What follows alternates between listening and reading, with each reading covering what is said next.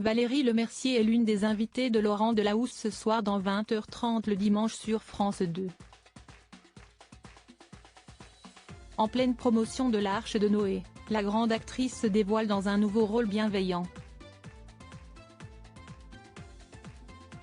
Par le passé, quand elle a elle-même été en difficulté, d'autres se sont montrés déterminants dans son parcours. Après Coup de chance de Woody Allen, Valérie Lemercier est une fois encore au cinéma en 2023. L'actrice est à l'affiche de l'Arche de Noé, réalisation touchante de Brian Marciano sortie le 22 novembre dernier. Valérie Lemercier y incarne la directrice d'une association qui héberge des jeunes LGBT mis à la rue par leur famille.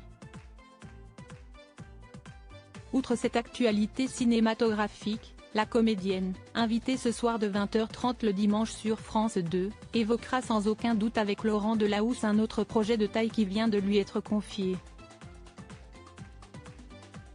Césarisée à 3 reprises, en 2022 en tant que meilleure actrice pour Aline, en 2007 pour le meilleur second rôle féminin dans Fauteuil d'orchestre et en 1994 pour sa prestation dans Les Visiteurs, Valérie Lemercier endossera à nouveau le rôle de présidente de la cérémonie.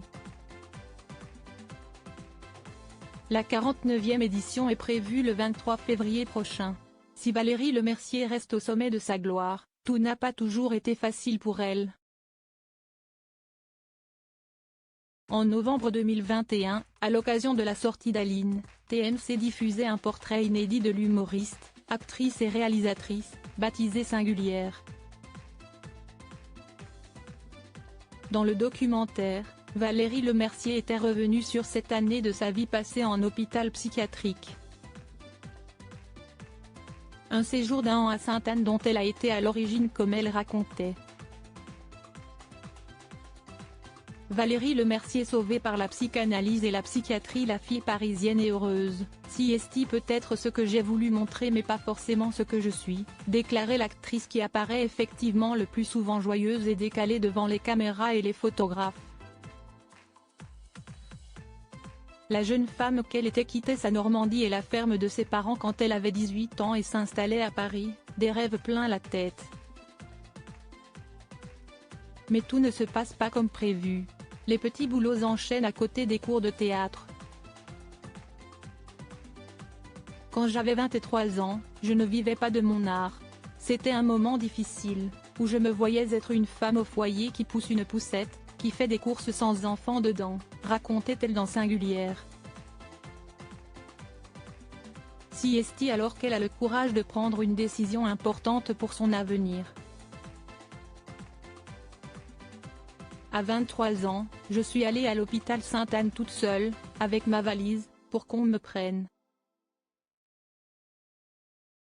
Je tombais et on m'a prise. Je suis restée 1 mois, se souvenait-elle. Un séjour bref mais suffisant pour remettre sa vie en perspective. Je suis une personne que la psychanalyse, que la psychiatrie a sauvée. Enfin, on m'a prise au sérieux dans ma détresse. Ça n'allait pas parce que je ne m'exprimais pas. J'allais partir dans une vie qui n'était pas celle que je voulais. L'air de rien, ça m'a sauvé la vie.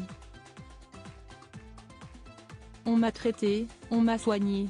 Le jour où j'ai commencé à parler à quelqu'un, où j'ai commencé à pouvoir dire non, j'ai commencé à travailler, à être actrice, ajoutait-elle à ce sujet. 1 an plus tard, la jeune Valérie Lemercier est devenue l'héroïne de la série Palace, le début d'une très longue carrière.